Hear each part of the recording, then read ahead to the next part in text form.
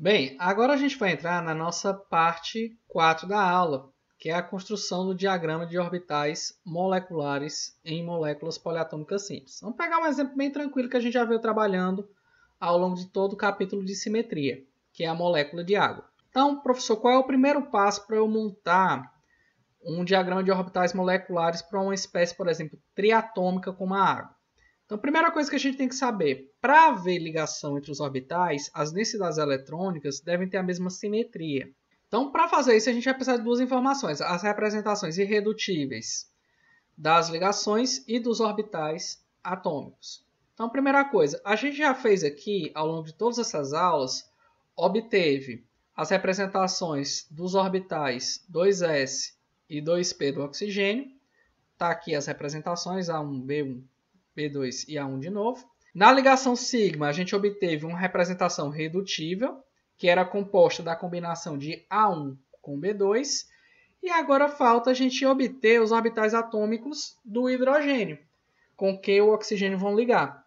Então, vamos fazer aqui as operações. Então, nesse caso, quando a gente faz as operações de simetria, a gente vai colocar aqui as nuvens eletrônicas S como sendo uma esfera perfeita. Então, no caso, isso aqui só uma correção, isso aqui é um gama 1s, né, que o hidrogênio só vai ter preenchido 1s no seu estado fundamental. Como são dois orbitais distintos, a gente vai obter que são duas identidades aqui. Você tem um orbital 1s nesse átomo de hidrogênio e um orbital 1s nesse outro átomo de hidrogênio. Na hora que você faz a operação C2, verifique que as nuvens eletrônicas elas mudam de posição. O 2 que estava do lado direito vai para o lado esquerdo. Se as nuvens moveram, elas vão ter um valor 0, porque elas mudam de posição. Se você aplicar a reflexão no plano YZ, o que vai acontecer? O plano YZ ele contém as nuvens eletrônicas. Se elas pertencem ao plano, lembre-se sempre, na hora que você fizer a operação de simetria, elas não trocam de canto. Então aqui você vai ter o 2 no plano YZ. E no XZ, se você perceber, está aqui o plano XZ, formado pelo eixo X e o eixo Z. Como os orbitais eles não pertencem a esse plano, então eles trocam de posição. Uma vez trocando de posição, o 2 indo para a esquerda e 1 vindo pela direita, a gente atribui o número 0. Então, a representação redutível vai ser 2, 0, 0 e 2. Como é esperado, uma vez que os átomos de hidrogênio eles participam das ligações, então eles vão ter os mesmos elementos de simetria das ligações e, consequentemente, a mesma representação redutiva, A1 mais B2. Então, professor, o que significa isso? Que durante a formação das ligações com a molécula de água, você só vai ter ligações entre orbitais de mesma simetria. Então, quem é que vai ligar aqui? Os orbitais 2s do hidrogênio, eles vão se ligar com orbitais do oxigênio que tenham a mesma simetria. No caso, orbitais de simetria A1 e orbitais de simetria B2. Quem são esses orbitais? O 2s, o 2py e o 2pz. Professor, e o orbital 2px? Ele não tem simetria, portanto, ele não participa da ligação. É uma das utilidades da simetria, identificar orbitais que formam ou não as ligações. Então, vamos agora para o diagrama. Então, inicialmente, quando a gente tem aqui o preenchimento eletrônico, a gente tem que a distribuição eletrônica do oxigênio vai ser 1s2, 2s2, 2p4. E de cada átomo de hidrogênio vai ficar 1s1. Então aqui a gente já vai ter uma informação que é a quantidade de elétrons para preencher. Lembrando que a gente só leva em consideração os elétrons da camada de valência. Então aqui eu vou representar um total de 8 elétrons, 6 do oxigênio e 2 dos átomos de hidrogênio.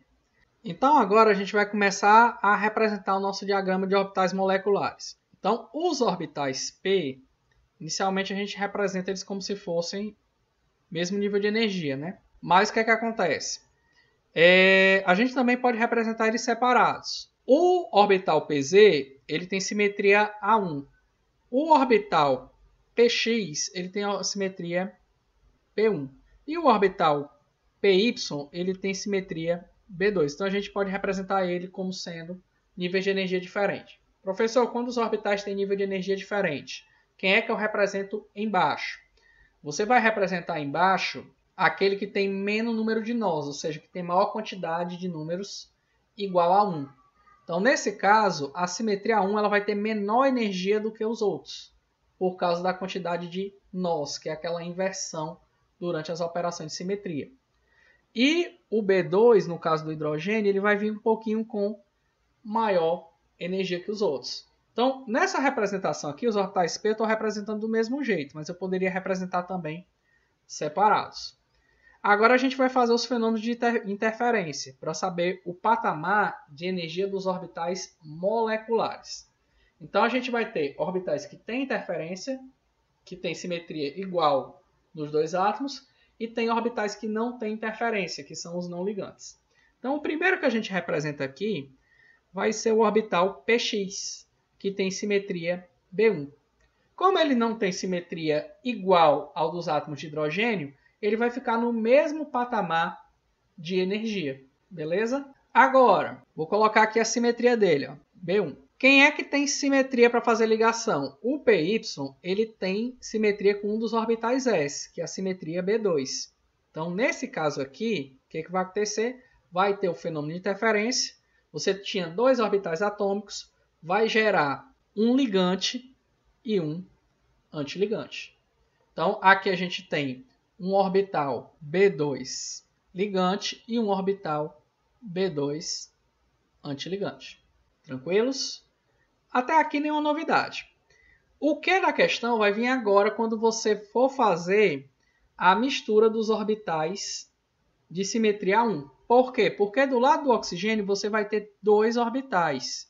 E esses dois orbitais eles vão interagir com o orbital A1 das ligações sigma.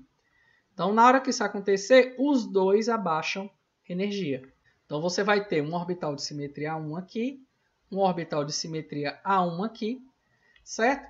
Mas como a interferência é com um único orbital S do hidrogênio, você só vai formar uma única ligação, apesar dos dois baixarem energia. Se é uma única ligação, você vai gerar um único orbital antiligante, de simetria A1 também. Então, você vai ter esse orbital aqui, simetria A1, antiligante. Beleza?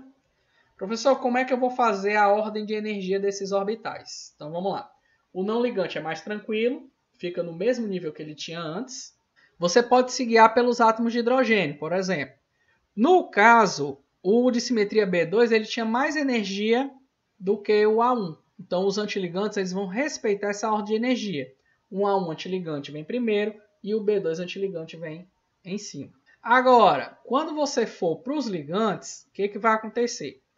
O S ele vai abaixar a energia dele. Então, ele tem que vir representado com um nível de energia mais baixo do que o 2s atômico. O fato do 2s interagir também, ele vai diminuir a interação do Pz. Significa o quê? Que o Pz ele era para ter energia mais baixa do que o P2, por conta desse orbitalzinho aqui. Ó.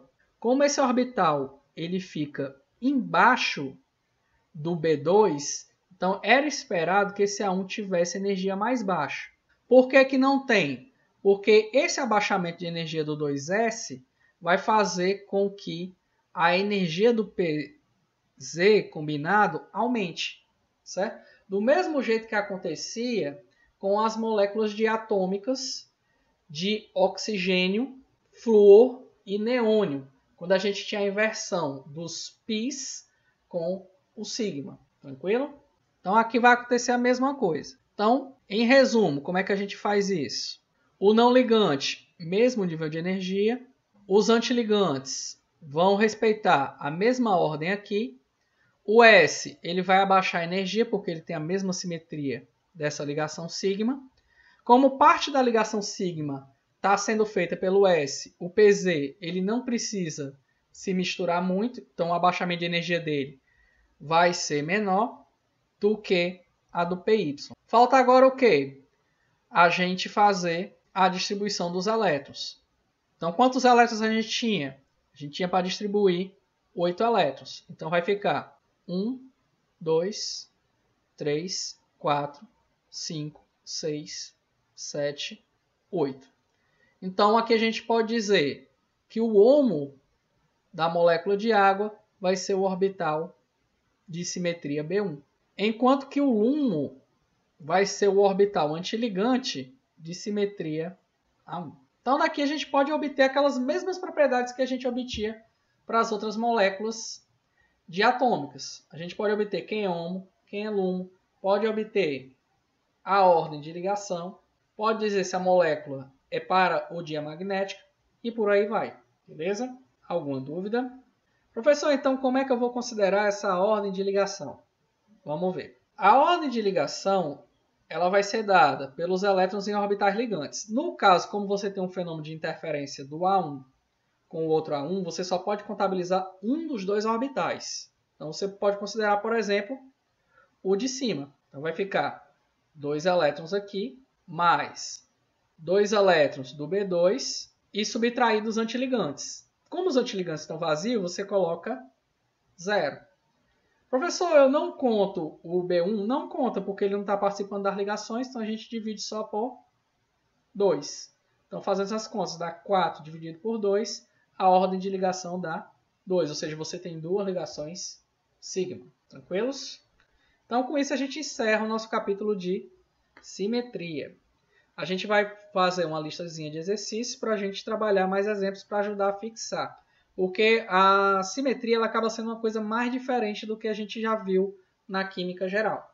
Certo? Então, um bom estudo, um abraço a todos e um Feliz Natal e um próspero Ano Novo.